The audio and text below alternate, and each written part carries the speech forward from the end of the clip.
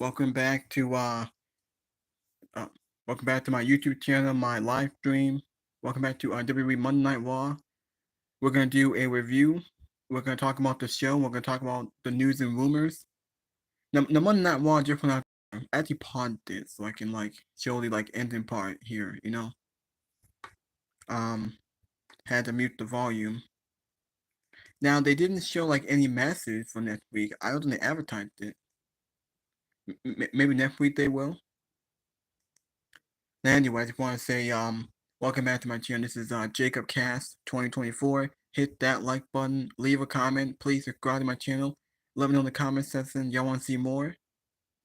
Now this will be like an hour and 20 minutes. We'll see how long it goes.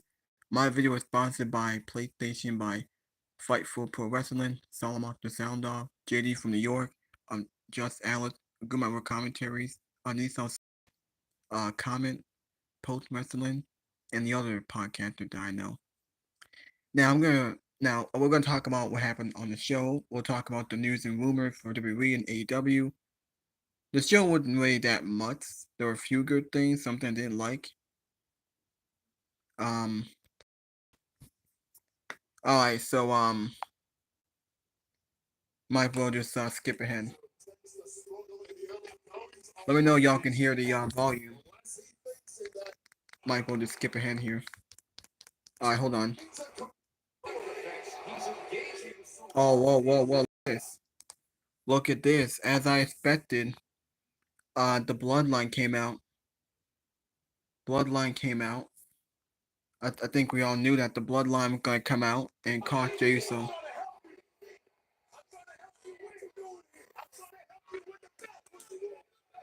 Alright. Oh, look. Oh, whoa. Bron Breakker tagging Jey Uso.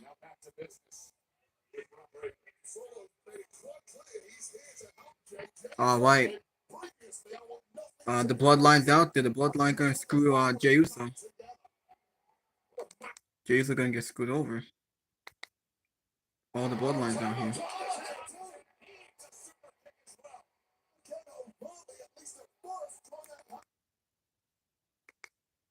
Uh-oh. Now, I don't want to show it all, but look. We got Jey Uso, we got Solo Sikoa. The Bloodline screwing them over. Alright. Let me know y'all can hear the volume.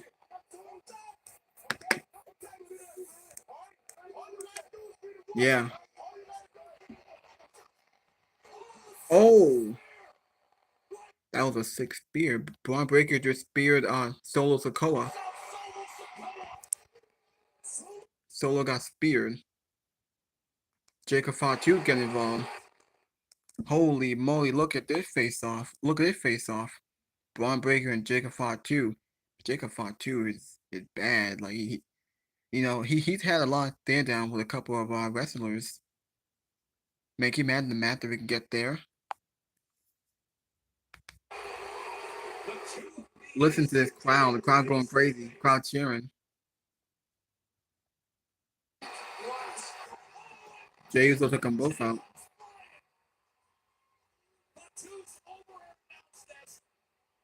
Alright.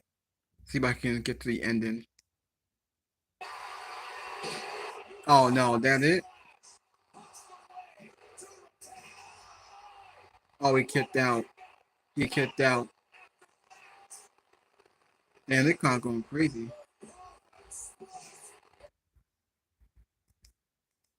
Hold on, let me try to skip ahead for a minute. The Bloodline.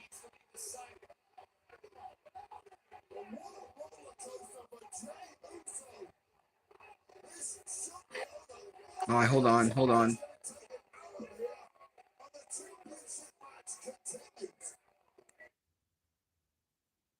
Try and get to the ending and see what happens here.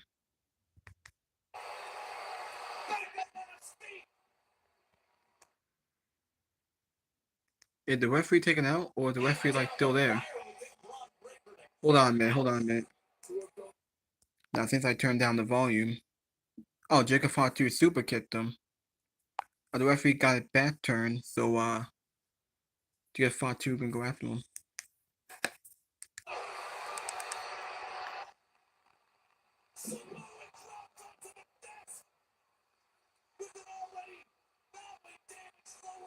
Wait, the referee didn't see that?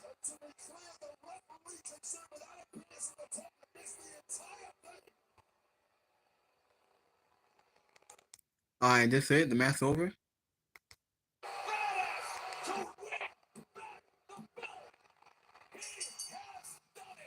Yep, he won it.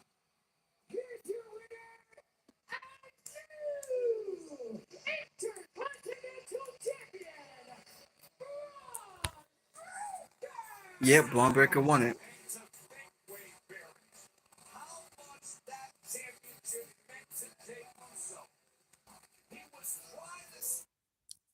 As I predicted, that we all predicted, Bron Breakker won back the title. He's now once again Intercontinental Champion, two-time Intercontinental Champion. He won the belt thanks to the Bloodline. The Bloodline got involved. I think we all knew that was going to happen. It was pretty obvious. Because after what we saw on SmackDown, they did tease it. They foreshadowed it. This is how it gave Jey Uso a reason to get back in the story with the Bloodline and reunite with Roman and Jimmy, take on the Bloodline, continue the Bloodline Civil War. Now, I thought it was a very good match. I thought the match was very good. Crowd was into it. We got the Bloodline, Tama and Tonga distracted the referee and the officials. Jacob Fatu hit a super kick and a Samoa drop on the announce table. And that's how Bron Breakker took advantage. Jay with a spear, pinned the 1, 2, 3, with Tate, went back the title. So I think we will see Jay on SmackDown. Because Jay did say, if I see you again, it's going to be different. Well, they were different. Alright.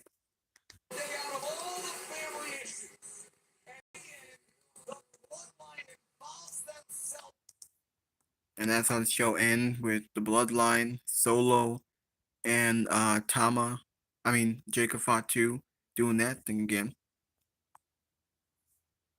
I just farted. A little juke come out. That's funny. That's a funny comment. I'll read in the comments here in my YouTube channel. Like that. Solo's Sikoa's message has to be, it didn't have to be that way, Jay. We came down to help you, and you put it back in the face of the Bloodline. Damn, that was an anti-super kick.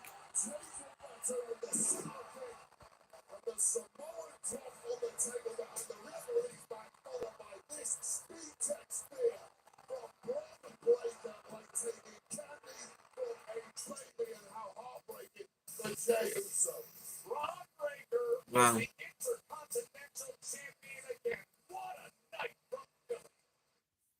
Well, that was the show. The show is ending. You see the graphic there. Jey Uso laying out. Show is now over. Show was alright. I think all that mattered with this main event.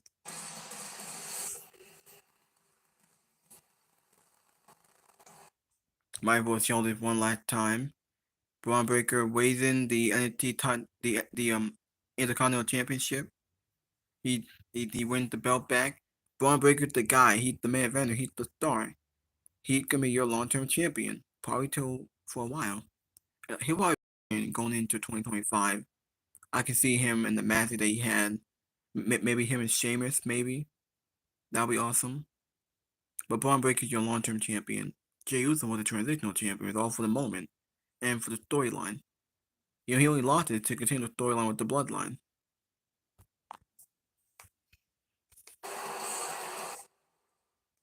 Well, that was Monday Night Raw. Germs for 5 times more cleaning power than brushing and flossing alone. Get a next level clean. All right. Now let's talk about. Oh, hold on. Now we can talk about Monday Night Raw. Let's talk about the reviews. If there anything that I miss around here. We do have some news and rumors here. AEW anti-WWE contract. Can't go to WWE. AEW is firing back at WWE plus. AEW fined for multi-year legend deals. The man who saved Ring of Honor not once but twice. Some sad news to share. The former chief operating officer for Ring of Honor, when it was still owned and operated by Sinclair Broadcast Group, Joe Koff, passed away on Tuesday at the age of 73 after a long battle with cancer. In August, he made the decision to forego any further treatment so that he could live out the rest of his days comfortably, or as comfortable as possible. Many times the side effects of the treatment can be worse than the disease itself. I don't know what type of cancer he had or how advanced it was. It was obviously bad enough that he decided it just wasn't worth it anymore to go through the treatment. I mentioned before how Tanahashi is the man who saved New Japan. Well, Joe Koff is the man who saved Ring of Honor. Not once, but twice. He was a big wrestling fan as a kid back when... Yeah, so he passed away. He can explain how he saved the promotion 2 different times, the story behind how Kerry Center nearly shut the company down in 2009, the sale to Sinclair Broadcast Group, assisting with the first All-In show in 2018, selling out Madison Square Garden in 2019. The former chief... We have another podcaster, the Sledgehammer. Hey, what is up, gang? Thank you for checking out Sledgehammer. Now he talked about his review on SmackDown. It's been a while since we saw the guy. Great to have him back. Hopefully he does these. Hopefully he's gonna be doing a review for a while. Alright, hold on. See if there's anything else to talk about. Any other news and rumors? We do have another news and rumors here from JD from New York. Tony Khan defends stupid. Tony Khan exposed.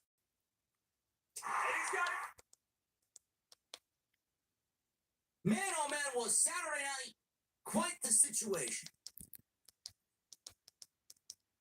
Hold on.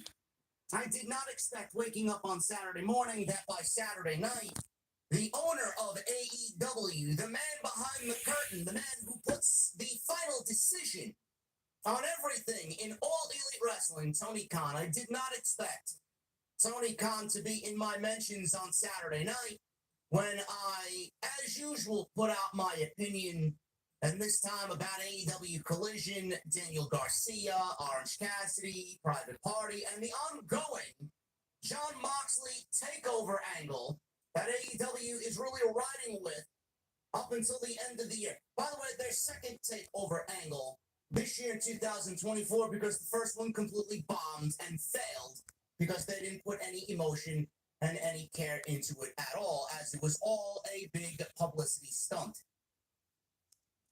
I've been doing what I do full-time for a very long time, man. I would say full-time now, full going on 7. Says here the news and rumors here. Tony Khan came to the defense of an AEW sicko after JD from New York replied to a table segment that aired on AEW Collision. Tony Khan then admitted to watching JD from New York as he sent the sickos after him for calling a fan stupid. So I blend the detail on why it is so different when I did again defense and read fan reaction as to why people thought watching AEW. To be stumped. I've been doing what I do.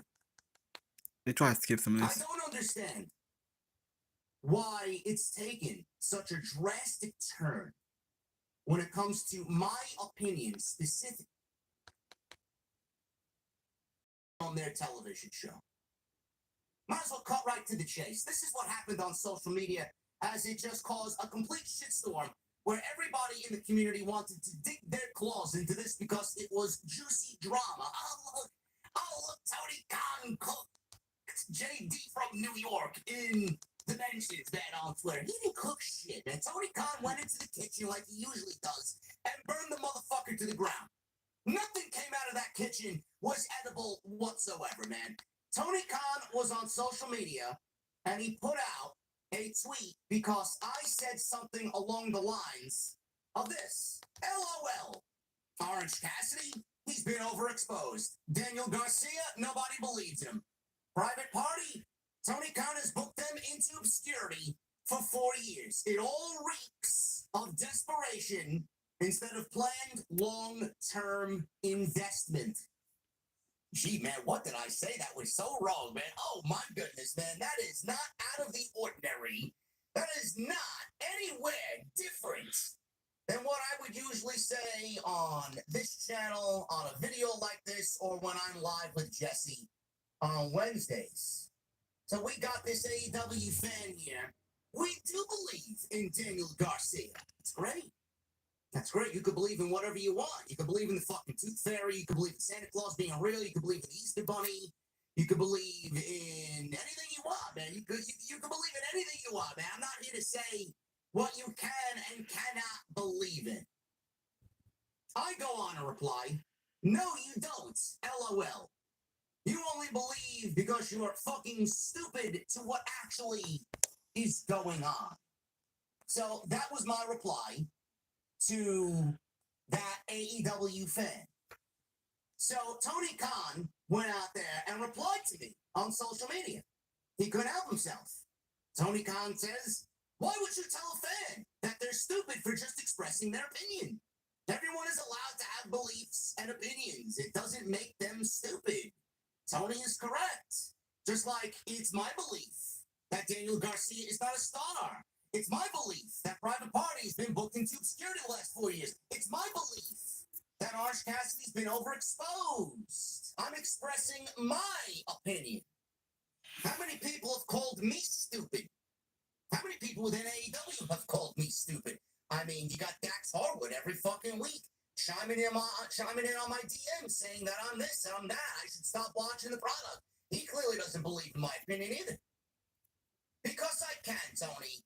It's all subjective. Tony says, yes, exactly. It's all subjective.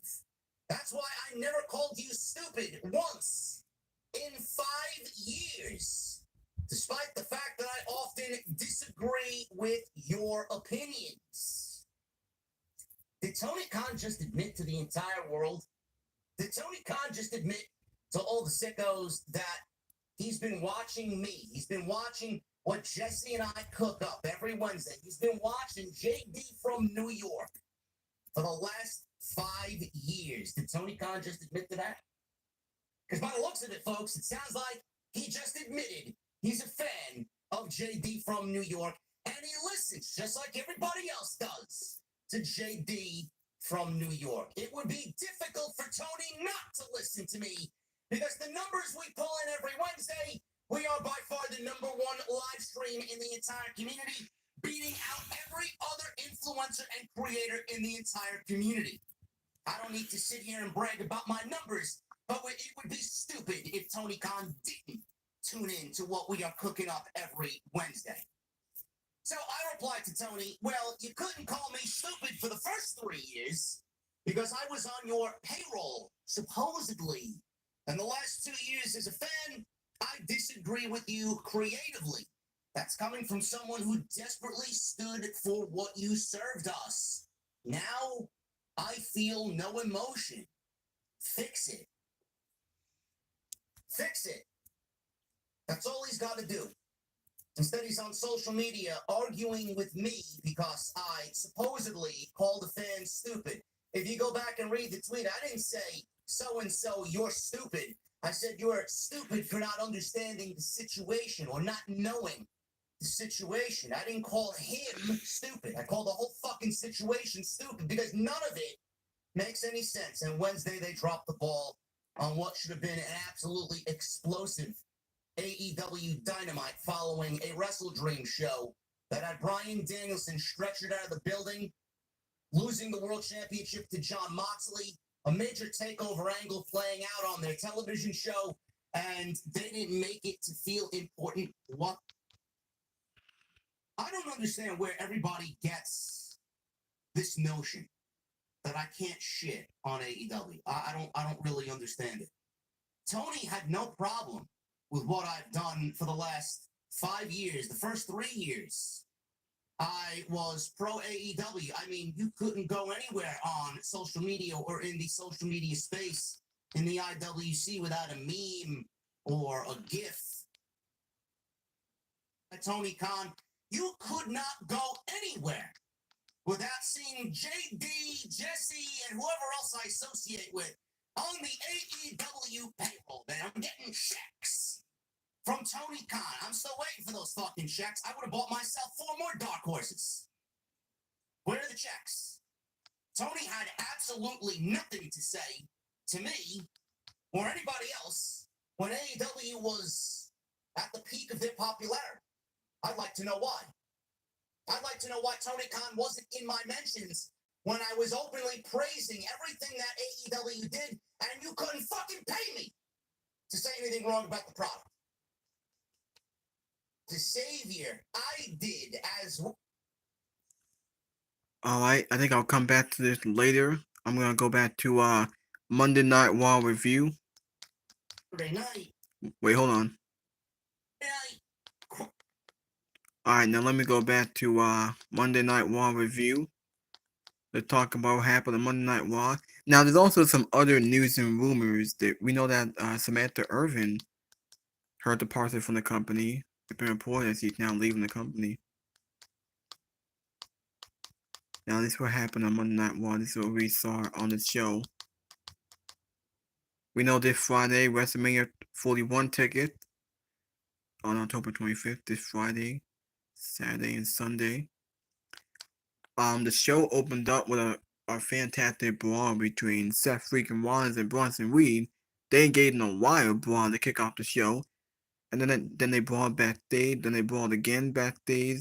Adam Pearce announced the match for Crown Jewels. So we're getting Seth Rollins and Bronson Reed for Crown Jewels. That's the third match that they announced for the pay-per-view. This is the only match I'm looking forward to because I don't care about the other matches. Cody and Gunther, there's no heat or storyline. It's just lame. Liv Morgan, Nia Jax, no one cares. I'm more interested in Seth Rollins and Bronson Reed and what they've done in the build-up. The promo that Seth cut, the brawl they've been having. Obviously, I'm hoping Bronson Reed win. They will do a lot for him. They will do more for Bronson Reed if he wins this match. He could be next in line for a title win against Braun Breaker or against Gunther. I'm looking forward to this match for Crown Jewels. I thought it was a great way to open up the show. This brawl was fantastic. Is that what Seth said? He came out here tonight on a mission. Seth Big got out of there. Bronson Reed, an absolute killer.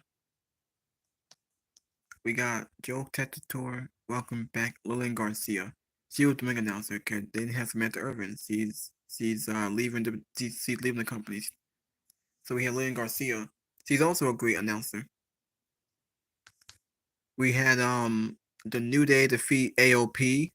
R2 helped them, and after New Day advanced to the World Tag Team Number Contenders match, they had the Wyatt Sits. I thought it was a great segment. Now, at first, they did have the Final Tag Team beat up R-Truth, and then the Mid beat him up, and then we had the return of the Wyatt Sits. Uncle Howdy, Joe Gacy, Dexter Loomis, Eric Rowan, Nikki Cross, they all came out and attacked the Final Testament. You know, Kofi wanted to help, but Xavier stopped him and said no. He wanted to help R-Truth and getting beat up by the Final Testament, but he said no. So clearly there's something going on with Kofi and Xavier. The Mid will probably feud R-Truth again. They said that match was supposed to happen this week, but it didn't happen. I guess not. But it looks like they're setting up a new feud, the Final Testament and the Wyatt Sith. I kind of predicted this a few weeks ago. I saw it coming. I predicted it a few weeks ago. The Wyatt Sith and the Final Testament is a great feud. It makes sense. Both factions are kind of like but different. I'm looking forward to it. Look at that. Uncle Howdy, Paul Ellman just saved the Mid Uncle Howdy. Uncle Howdy put him in the what's it called? I forgot what that movie called. Cross? I don't know.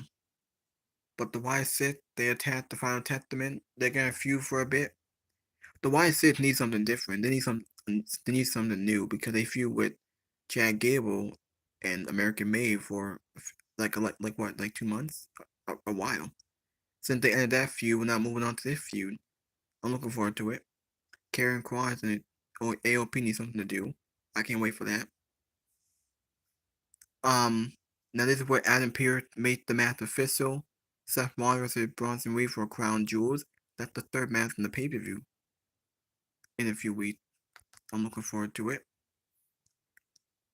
We got Carlito gets into hot water. We had this segment with the Judgment Day. I didn't really care for it. He wearing a shirt that says Street Trash. I'm not sure if I like the attire for Judgment Day. I'm kind of over Judgment Day. It's not doing anything for me. I think this feud is gonna be dead. Hopefully this feud goes somewhere. Maybe they should end it. We got Damage Control, Kairi Sane, Io Sky versus Liv Morgan and Raquel. Liv Morgan and Raquel won this match.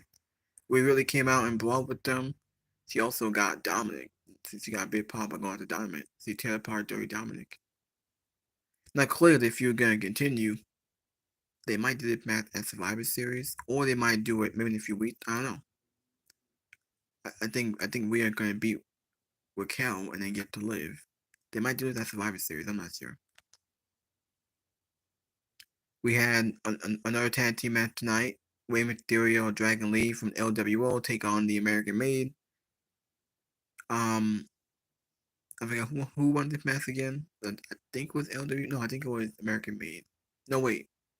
No, I think it was LWO. I think they won this match, and they're gonna move on. No, wait. It was American Made. Wait. Yeah, I think it was American Made. I think next week we'll get the New Day and American Made, and we'll see who faces the tag team champions. Probably at Crown Jewels. Anyway, after that we got a backstage segment. Damian Priest confronts Gunther. He wants back the title. Now Gunther needs some new opponent. He needs a new feud. Because this match with Cody Rhodes is doing nothing for me. I mean, he beat Damian Priest because Finn Balor screwed him over. He beat Randy Orton in a good match. Now he's facing Cody Rhodes in this nothing match fighting for the worthless title. There's not really no state. No one cares about this match. The feud's not that good because they're on different shows. So I'm looking forward to that. You know, Gunther and Damian Priest. Yeah, they're setting that up.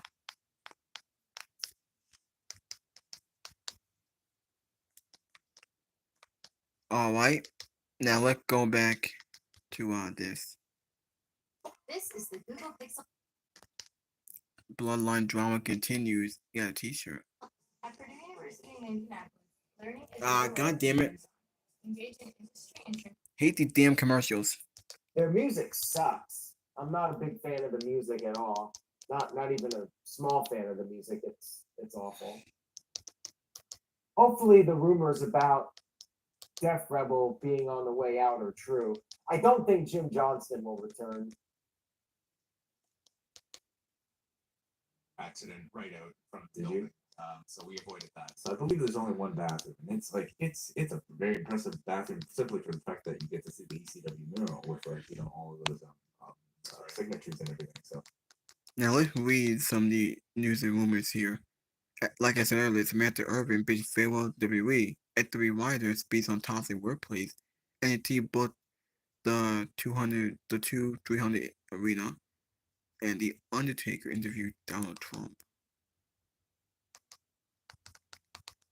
I mean that I think an audience will be okay with. Listen, whatever. We can kind of talk about like why the real reason why Tony.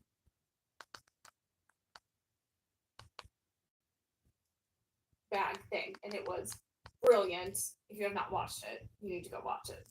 But that was like, of course, you have to do a crazy match like that at the old. Was Samantha Irvin's departure, upcoming potential. Details reaction to Samantha Irvin's departure announcement. To be announced this special Wednesday NXT on the former ECW arena. Backstage update on the potentially not wanted Madison Square Garden on the December in 2020 and 26. Nick Khan announced new WWE NXT departure. WWE trademark feeling could be integrated with new show. Was it a working Philly cheesesteak or was it a shoot Philly cheesesteak? Oh, it was a real one. And I have. Now let's see what Pfeiffer had to say. Both. Don't see Denise.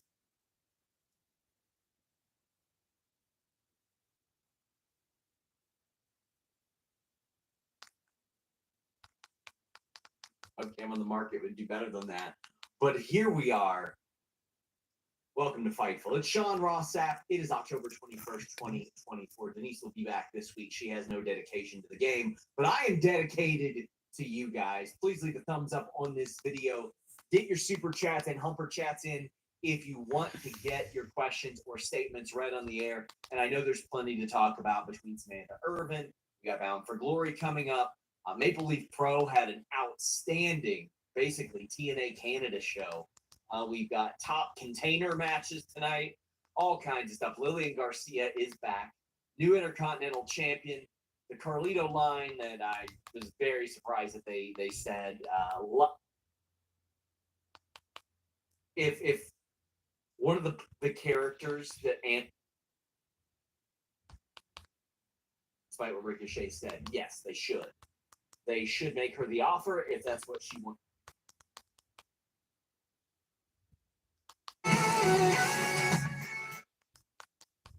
We know Jacob fought 2 cost Jey Uso IC title.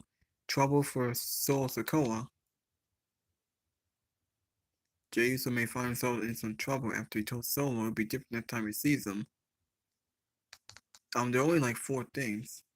Trouble for Solo Sikoa. Jey Uso gets screwed. Robinhood Gold allows others to earn their very liberal rates on idle cash.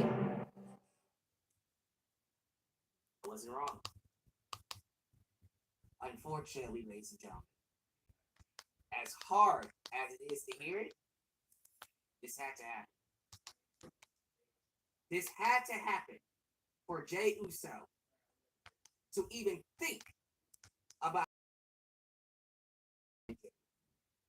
Because storyline wise, there was no other way. You're not gonna have Roman and Jimmy go up to Jey. Hey, buddy, you want to get back with us? Hell no. Logically speaking, he should want nothing to do with Roman and Jimmy. After the abuse that they gave him over the last year, over the years, why would he want anything to do with Roman and Jimmy? Even though he got screwed tonight, I wouldn't be shocked if he still wants nothing. He shouldn't.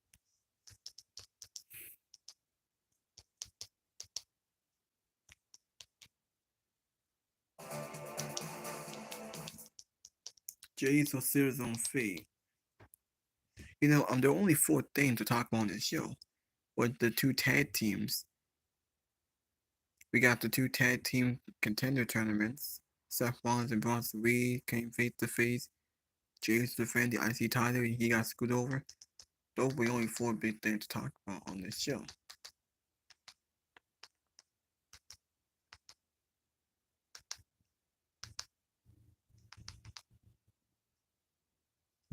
The end of Jey Uso's at IC Championship. Ivy League WWE, Shelton Benjamin debut. Motor City Machine Gun debut on SmackDown. So Samantha Irvin can be out of the company, but Lynn Garcia is back. How long is he gonna stay? Because that's what I'm curious about.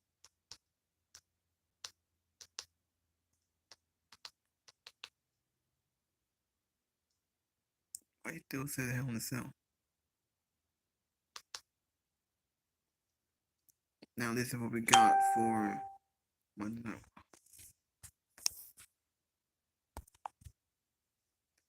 Now this is what we got on Monday Night Raw. This is what happened on the show. These were the matches that they talked about. I think the only big thing that we got was Seth Rollins and Bronson Reed brawl. We got the Wyatt Six going after the Final Testament. We got Rhea Ripley going after Dominic, Raquel, and Liv. They're still continuing their feud. We got the tag team matches.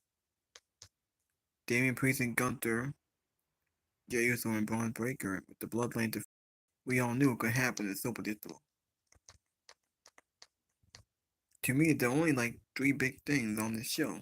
There's only 3 big things with this and that, and I think the main event. There's like 4 things. At least like 4 things on the show that happened. Someone that wouldn't that I might not make the video too long.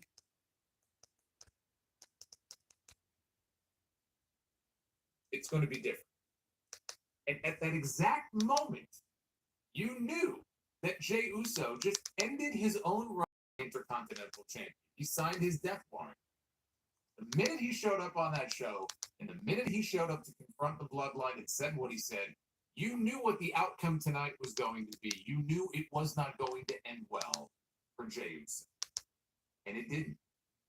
Jey Uso no longer the Intercontinental Champion, and now for the second time, Bron Breakker is your Intercontinental Heavyweight Champion. Why? Because the Bloodline showed up tonight. The Bloodline showed up supposedly to help Jey. In the end, they cost him the title, and that was a necessary step in the story that will lead us to a Bloodline War Games match at Survivor Series. And a story, frankly, that I think should have started. Oh, my bad. This is the Google.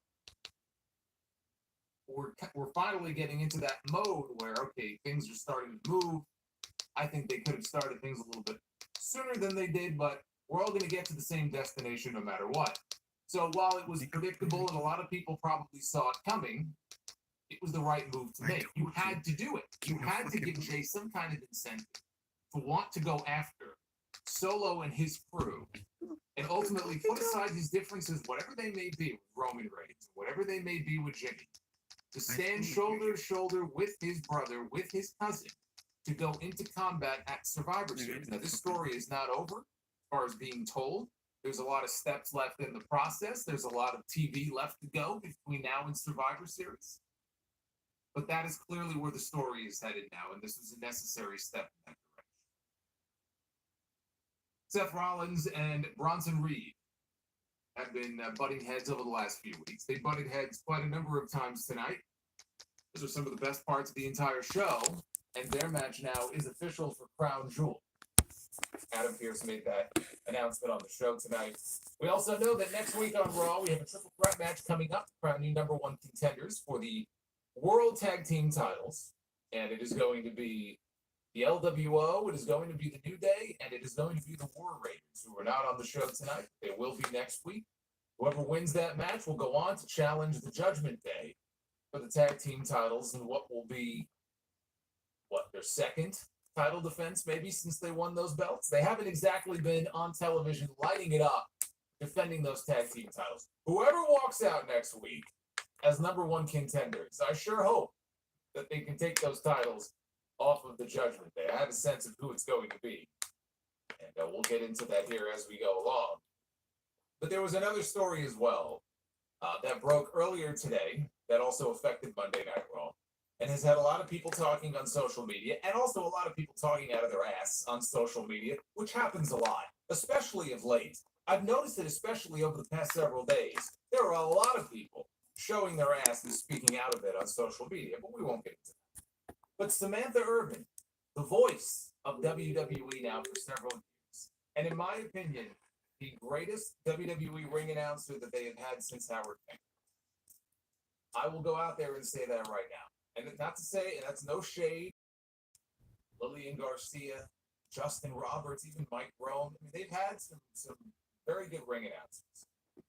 But I have been a big fan of Samantha Irvin. I hold her in very high esteem, I know, as many people do. She's got a tremendous voice, and she puts a lot of personality and a lot of charisma into her announcements. And unfortunately, she is no longer the ring announcer for Monday Night Raw, because she posted on social media earlier today that she is departing WWE. This came out of nowhere, and I just want to read to you from her announcement that she made earlier today in case you missed it. But this is from Samantha. She was addressing the fans. Her time, she says, has come to an end as your Monday Night Raw ring announcer. I love you all tremendously, and this does not mark the end of my art. I have a lifetime more to share. Thank you to every WWE fan who accepted me, the women's locker room, the crew, and the cameramen, to the WWE superstars, past and present. I have thanked you since 1989 and will continue to thank you for the rest of my days for entertaining us. We also gave thanks here to Paul Heyman, Michael Hayes, Michael Cole, Brian James, aka Road Dogg, Scott Armstrong gave some. A lot of the other guys leave the water weight in, and then they make you pay for it. So one of the things we do when it's not Jacob Fatu had to do the deed. I don't know, man. Does I've talked about him with Jade Cargill. Now here's another example in Samantha Irvin. So she gave thanks to him and a whole bunch of different people, the producers and the makeup artists and everybody else. To my fans, my entire career, I've been waiting for you. We are meant to be, and I can prove it. Stay tuned. All my love, and still, Samantha. Now, immediately, you had people jumping all over this and blaming Ricochet. All of a sudden, Ricochet became public enemy number one from the flash mob on social media. That bald bastard. It must be his fault. He talked her out of working in WWE and wants her in AEW because that's where he is and that they can travel together. That's the selfish prick, right? Everyone jumping on Ricochet, pulling out their pitchforks for the guy, as if they know exactly why Samantha Irvin has made this sudden decision to leave WWE. Because of course, I'm going to trust Joe Schmo on Twitter who knows all the scoops as far as what's going on. So Ricochet took to Twitter and he laughed and he said, "She's not coming to AEW. You can all rest easy." Now that will not calm the mob, I'm sure. But at least according to Ricochet, she is not headed to AEW. Yeah, we have to go the rest of Samantha Irvin is very talented, and frankly, there's any number of things that she could lend her voice to that she could be doing. And I'm sure whatever she ends up doing, she's going to land on her feet. She's going to do very well. It's a shame because she has that distinct, very unique voice. Lends itself very well to ring announcing. But I meant what I said. I mean, in my opinion, Howard Finkel is the gold standard as far as wrestling ring announcing is concerned. And that's just not just in WWE. That is in any promotion ever. All the great ring announcers there have been, you could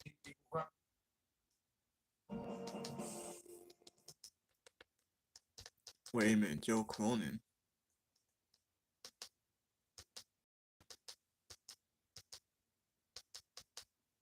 I didn't know Joe Cronin was on here. Was he? Hold on a second.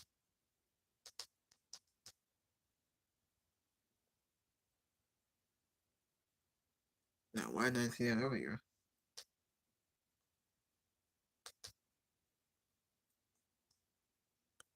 We know that Urban leave WWE.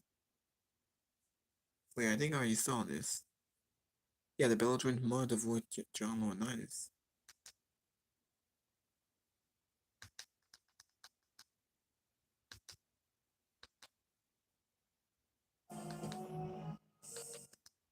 Joe Cronin can be talking. Grant on everyone.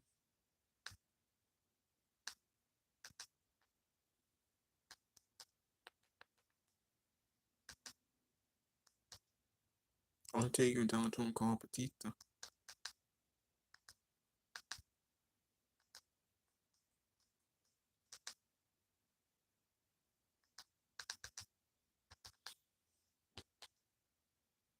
so I don't know. Position on the show, at least for tonight. You know, Lillian debuted in that spot back in 1999, and frankly, I didn't think she was very good back then when she first debuted. And also, I was quite sore because they were replacing the Fink. So why would you want to replace the Fink? It's like when Michael Cole took over the play-by-play position for Jim Ross, right? He was in a no-win situation. When you are stepping in for someone who is still at the top of their game and is considered the GOAT, anybody who is put in that immediate position after them is going to be shit on and is going to just be attacked no matter what. So I feel like there was a little bit of that with Lillian at the beginning, but she grew into the role over time. So it was nice to hear her voice tonight, although she had a little bit of a rough, which we will get into here. This is your Monday Night Raw review for October 21st, 2024. I am the Solid Monster. I want to first, before we go any further, first thing I want to do is say thank you for getting me to 82,000 subscribers. We hit 82K on Friday. So thank you for 82. Who the fuck are you? Now let's move on to Who the fuck are you? 83 What you talking and about? 84 I know the fuck nigga, right? and so on and so on. So if you are not among the 82,000, please hit that subscribe button and hit that like button as well. Super Who the chats fuck are are you? open. You'll see them popping up on your screen, including some Who the fuck? that came in, including a big one that came in before I went live. Who Where's the fuck? Bobby? Kid at? Egan. Bobby's World with us. I want to give a shout out to Damn Bobby's it, who the World fuck did it bit? What's he because say? he dropped a no, not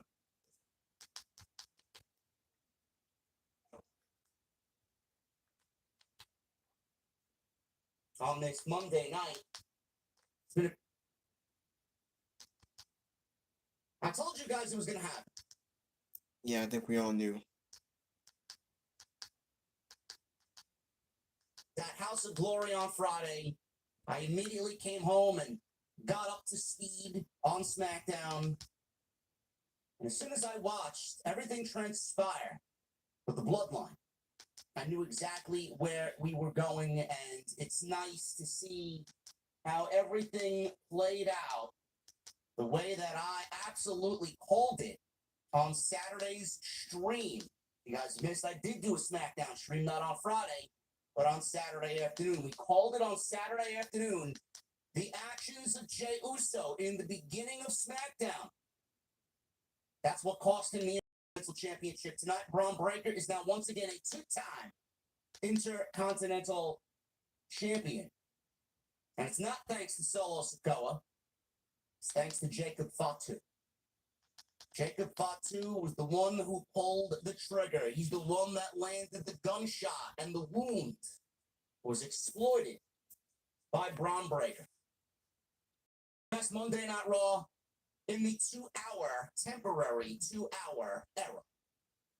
And it's nice to see them finally get the show back on track after it was a little dicey for a little bit. That first 2-hour Raw was not a good show.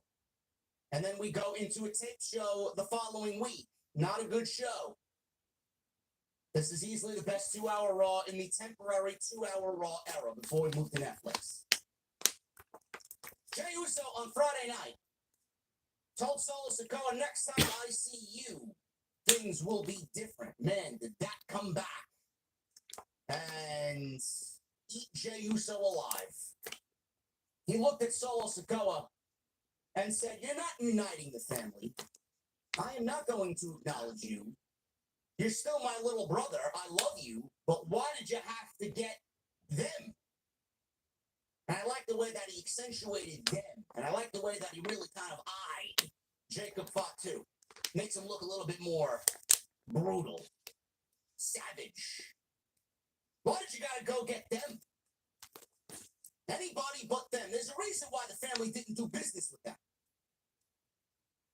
And then he tells Jacob Fatu, if you keep eyeing me, I'm gonna kick your ass and drop you right here. That obviously came back to bite Jey Uso in the ass because Jacob Fatu got the last word tonight. They showed up on Monday night, just like I expected. They cost Jey Uso the Intercontinental Championship, just like I expected. And we are off and running to War Games. Man, that makes Friday Night SmackDown from Madison Square Garden a little bit more interesting. Well, where are they? They're in New York. I don't know whether they're at MSG or Barclays, one or the other. That makes Friday Night SmackDown a little bit more interesting on Friday night, which is shaping up to be a banger show. Looks like a pay-per-view level show. But I do have two questions before we get to the big, oh my goodness, is that what's going to happen? It certainly needs to be asked, because I mentioned it on Friday or Saturday when I went live with the stream. I gotta mention it, because I would not be doing my job if I did not mention it. We did not get any heads up on Jey Uso showing up on Friday. I understand that Crown Jewel is a dual event. I understand that Crown Jewel is the Crown Jewel Championship matches. Gunther and Cody Rhodes, Raw versus SmackDown. I get that it's the Crown Jewel Championship. Liv Morgan versus Nia Jax, Raw. versus SmackDown. But nowhere in the program, both Monday and Friday, did they let us understand or know why we have defections from Raw to SmackDown and SmackDown to Raw while the doors are willingly open. WWE is breaking their brand split rules without a real explanation. I gotta call it out. It might be small to you, but it might be a bigger deal to somebody else who genuinely wants just some explanation. I gotta call it out. Not gonna make a big deal about it. We went over it on Friday. But I knew that this was going to play out the way that it did on Monday. The second thing I want to call out is the fact that I don't know if WWE really planned for it to play out this way. I'm not sure that they planned for Bron Breakker to become a two-time Intercontinental Champion this soon. It doesn't feel that way. It doesn't. I don't want to take the situation and discredit it because Triple H and his team, they have given us some good long booking. They've given us things to be excited about that play out over a period of weeks, period of months, to get excited about, to develop that investment from the fans into the product. I get it. But I don't understand. And I asked this question many, many weeks ago when we were discussing, do we take the title off of him in the first place or not? So I'm going to ask the question again. Did it make any sense to take the title off of Bron Breakker the first time after he just won it, put it on Jey Uso, only to put it back on him again for a second time in such a short span? Now, I don't think it's that big of a deal. And the reason why I don't think it's that big of a deal, but I got to bring it up, because I already mentioned it once before, I got to bring it up. I don't find it to be a big deal because of the long-term story that it plays into. Now, this leaves Bron Breakker without a story and without a challenge. I don't know who's going to be next, but I find it to be counterproductive that Bron Breakker win the championship at SummerSlam and then drop it so soon to Jey Uso, only to beat Jey Uso again and become a two-time Intercontinental Champion in such a small period of time. Again, I'm not going to make a big deal about it because it played into a bigger story and Jey Uso got his moment. It's fine. They found a way to make it work. If the title switch plays into a much bigger story, I'm not going to sit here and flame the creative process because it plays into a much bigger story, a story right now that probably is the biggest storyline in all of WWE, and it's going to lead directly to the War Games teams being assembled. So I'm not going to really sit here and bitch about it because it does play into a bigger storyline going into Survivor Series. But the big question coming out of tonight is Solo Sikoa. Solo Sikoa shoved Jey Uso out of the way of an oncoming spear from Bron Breakker. The last thing that we saw Jey Uso say on Friday Night SmackDown was he still loves his brother. He's still his little brother. Solo didn't appreciate being called little brother. He wanted Jey Uso to come into the family and acknowledge him as the tribal chief. He shoved Jey Uso out of the way and protected him from Bron Breakker. Jacob Fatu then stepped in and finished the job that Solo Sikoa refused to finish. What does this mean for Solo Sikoa? Looks like to me Solo Sikoa may be on the outs from his renegade bloodline. Solo Sikoa really hasn't done much to keep the tribal chief name. He loses every single time he's in there. He hasn't really done anything to deserve being called the tribal chief. Is Jacob Fatu going to look at that and take that honor and that title away from him? Is there going to be a revolt within the bloodline to overthrow Solo Sikoa to a point over the next 5 weeks, 6 weeks before we get to Survivor Series, where Solo Sikoa has to come groveling back to his brothers, groveling back to Roman, to join the bloodline, the OG bloodline, battling against a Jacob Fatu-led bloodline, which would then enlist the fourth man, Hikuleo, Tola Tonga, or whatever they have trademarked as a name for him. That would be on 4. Now, granted, I would like Sami Zayn in that spot, but we didn't see Sami Zayn tonight. Sami Zayn hasn't been seen on television, even during the build for Crown Jewel, where normally he is one of the more popular superstars that does end up on the Crown Jewel show. We haven't seen him at all. That doesn't mean we won't see him going into Survivor Series, but is War Games going to be 4-on-4? Is it going to be 5-on-5? We don't know. We don't know how it's going to end up. We still end up with Sami Zayn possibly at the end of this anyway. We just don't know. But then that means Jacob Fatu would have to enlist 2 other Samoans. Who is that? Who is that going to be?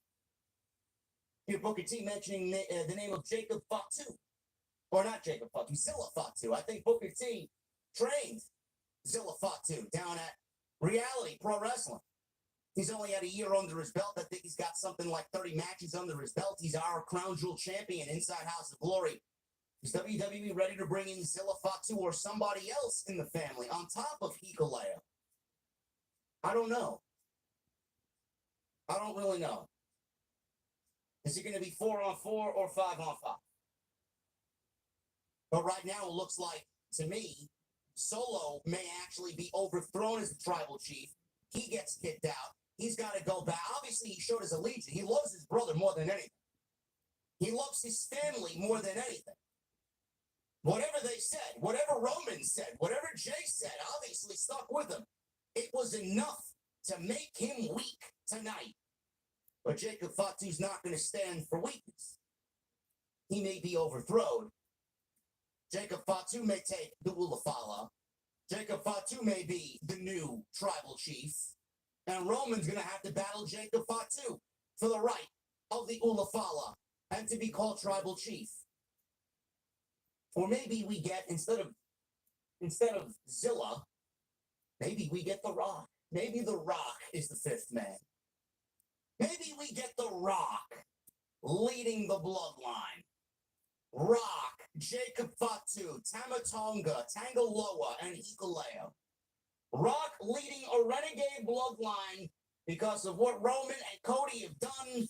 They have broken his heart, and he wants nothing to do with them anymore. Like I had predicted back in April, The Rock pulling the strings. Is The Rock going to compete in a War Games match? I don't know. I find that very difficult to believe.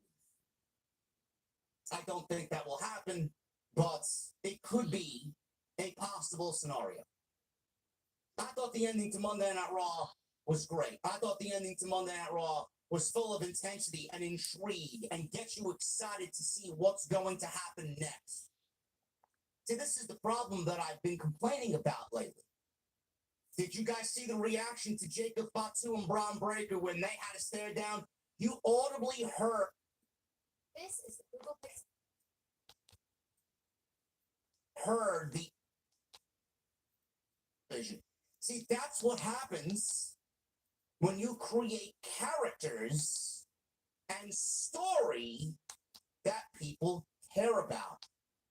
What happens when you create characters and story where people want to invest in what they are watching.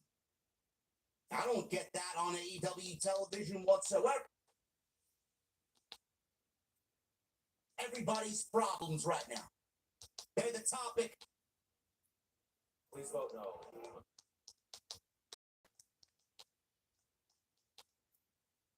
Direction for the character to go in. Now it's Miz, right? Miz is now being manipulated by him.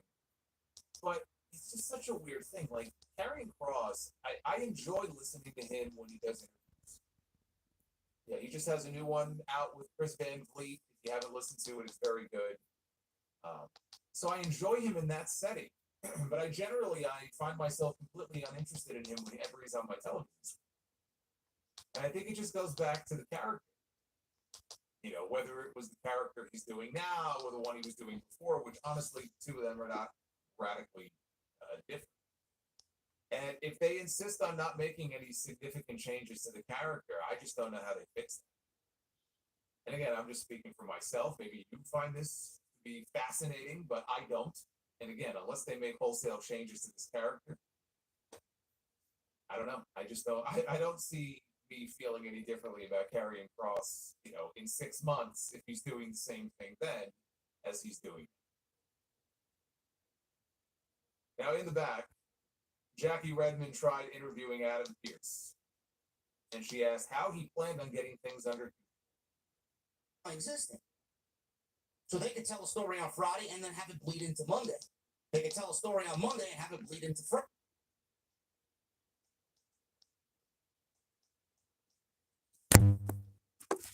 Now, the Salamonster did make a SmackDown review. It was only about 18 minutes.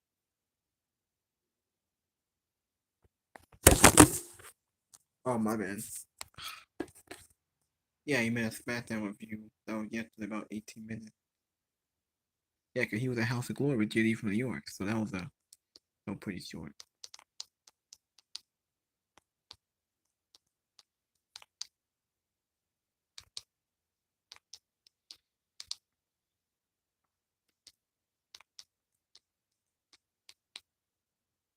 Tonight, what they did was fantastic stuff.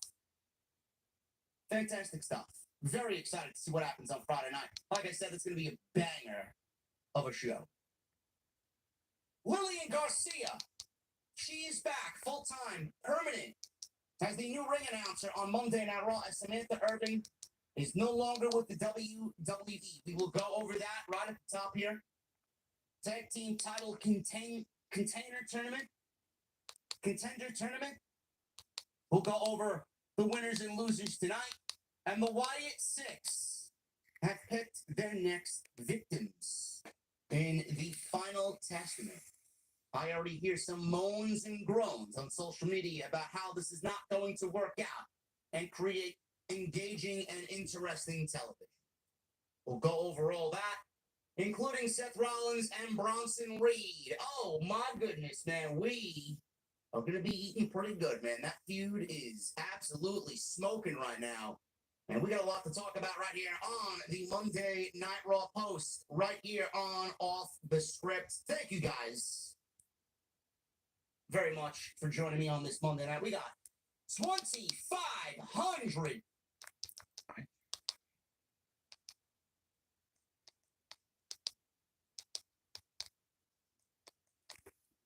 Alright, so anything else I miss here? Now, I don't think they showed this. The main tried this Divine Testament. Here's the main event with Jey Uso and Braun Breaker. I guess you on WhatsApp ended his. Only 53 minutes. He just ended it just now.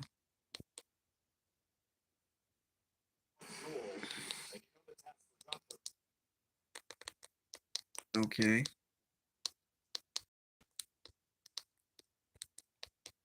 So I think that was it. That was Monday Night Raw.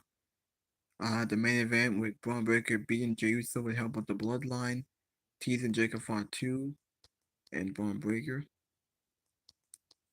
Rhea Ripley going after Dirty Dominic. The Wyatt Sith attacked the Final Testament. Seth Rollins and Bronson Reed. That was it. There were like 4 things. It was a very good show. The only 4 things to talk about, really.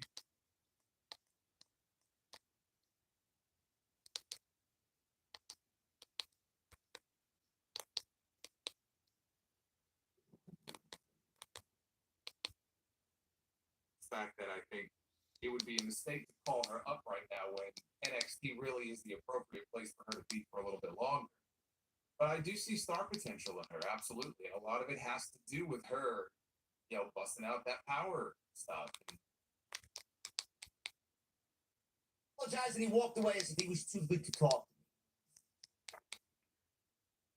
As a big star, when that time comes, I don't think now is that. Kyrie and Io, they tried using their speed to counteract Raquel's power advantage, but she just mowed them both down with clotheslines. Kyrie hit an assisted elevated elbow drop. Raquel broke up the cover. Kyrie ducked the charge, and Raquel went shoulder first into the post. Uppercut by Io knocked Morgan out of the ring. Io drop kicked her into the barricade. Io then turns, and she sees Lash Legend, and she sees Shakara Jackson in the front row. And so she yanks Jackson over the barricade. So Lash leans over the barricade and blasts her with a forearm shot, and we get the disqualification. Blew up.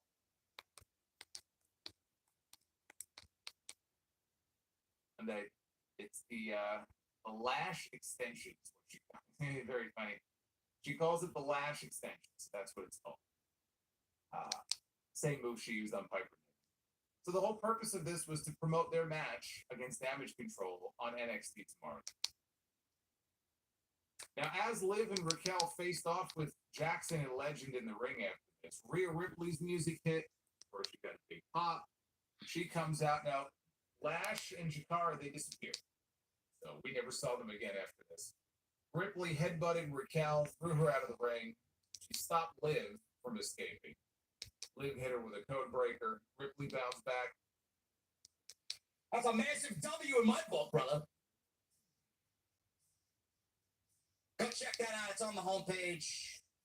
Easy for you to find it. You'll see his mug all over the thumbnail. Go check it out. It's well worth your time, believe me. He gets pulled out to safety by Liv and Raquel. Raquel is clearly still finding her footing in the ring. She hasn't been back very long. In fact, I think this was her first match since February. Like, we've seen her in Liv's corner, but we haven't actually seen her in a match. And I will say this. As rough as it was in parts for her here, she is still much better off being linked to Liv Morgan and being linked to the Judgment Day than she would be if they had pulled her back up, especially as a babyface. And if she was just back on TV solo. Remember when she was a babyface, she would come out, smile all the time, right? She'd do that thing with her, she'd flex her back. Yeah, she'd be like, hey. Thank God they turned her heel. The babyface she wasn't working. They'd show her back. My God, you could drive your car over it. My God, the muscles on this woman. But you have to smile, right? That was always the thing. You're a babyface. You got to smile, right? Smile like you own the world. And so, if that's how she would have come back, she would be fucking dead in the water. She's still better off being in the position that she's in right now. At least she's a part of something. She doesn't have to be the focal point of it. The size disparity between her and Liv that makes her look bigger than she even really is, makes her look like more of a monster. Honestly, the thing that surprised me the most is that she was in there selling as much as she was. Because I'm sure they're setting up a singles match with her and Rhea before Rhea gets her rematch with Liv. She's got to go through Raquel first. I would think they would want to protect her a little bit more, and make her out to be more of a monster than they did here. So that was the only thing about it that surprised me. But again, yeah, not her finest hour in the ring, but this was her first match back. So we'll give it time and see if that improves. I kind of felt the same way, honestly, about Sonya Deville. She was out for months and months and months with the ACL injury. She came back. She had a handful of matches on Raw. I wasn't impressed. And I've seen her in the ring before. It's not like we've not seen Sonya in the ring having matches over the years. But I just was like, all right, she hasn't found her footing yet. It's just, and there was one moment that still stands out to me. She was in the ring with Lyra Valkyria. And they were trying to do a spot. And Lyra's like waiting for her to get in the right position. And she had to yell at her. Like, it was a mess. I kind of feel the same way here about Raquel. But we go to the back end of this, where Seth Rollins was about to tell Adam Pearce this doesn't end until he makes the match. But he barely finished getting the sentence out before he was attacked by Bronson Reed. And yet again, we end up with a pull-apart brawl here between these two men for the third time on this show. And this time, Adam Pearce was fed up. Adam Pearce had seen enough. And he's shouting at these two. He says, do either one of you selfish bastards stop to think for 1 second that I was going to give you what you want? Of course not. But he is. At Crown Jewel, Bronson Reed against Seth Rollins, it is official. And Reed shouted at Rollins that this was the worst mistake he ever made. So there it is. It is official for Crown Jewel. We'll get hopefully the first match. Hopefully the first of multiple matches between these two. I'm not saying we need a best of 7 like we're getting between Carmelo Hayes and Andrade, but Bronson Reed needs to win that Magic Crown. Then they can run it back and they can have Rollins get his win back if they want to, because that's how WWE does things. And if Rollins is going to be primed for something big in the new year, like the feud with CM Punk, then they're going to want him to go over here. I get that. But Bronson Reed needs to win this Magic Crown. The Judgment Day met backstage in their new clubhouse. Finn Balor told Liv Morgan he doesn't like hearing that Damian Priest is still gunning for the World Heavyweight Championship. Dominic said that maybe he would be the one to beat him. And Carlito laughed, and JD McDonough laughed, and you could hear the world laughing in the background as he said this. So Raquel asked Carlito, "What do you even do around here?" And he said that he brought the cool factor to the group, which okay. So he realized that was not the best answer to give her, and he said he's the fixer. He goes, as a matter of fact, I'm going to go right now. I'm going to go fix this. Rey Mysterio and Dragon Lee against the Creed brothers. This was the final qualifying match for this week and this #1 contender. Rey Mysterio and Dragon Lee, the baby faces here up against the Creeds. This is everybody's introductions. You are the stars that the stars idolize. It doesn't get any bigger, and I'm proud to have used my voice to let. Well, 1 out of 3, I guess, is not. Well, it is pretty fucking bad. She got 1 out of 3. No Joaquin Wild to be found. No Cruz del Toro to be found. And now I'm sitting here at this point in the show. This is the 3rd time she's fucked up, and I'm thinking, okay, this has got to be a rib on her. You know, like the first time she fucked up, she called it a #1 containers match, and now I just have this image in my head of a Rubbermaid bowl and like a lock and lock thing, just kind of wrestling to the death. All right, fine, shit happens, right? But like, this has got to be a rib. Like, what did they write down on these cards? Clearly, she was reading off cards that somebody did not bother to update, because she's announcing people who already been out there. Like, are they invisible? What is going on here? I feel bad for her. Anyway, Ray tried a springboard move. Brutus caught him and hit a moonsault. Julius followed with the moonsault. Well, might as well just end the video. Until next time, I'll see y'all later. Thank you for watching. Thank you for all the support. I'll see y'all later. Until next time.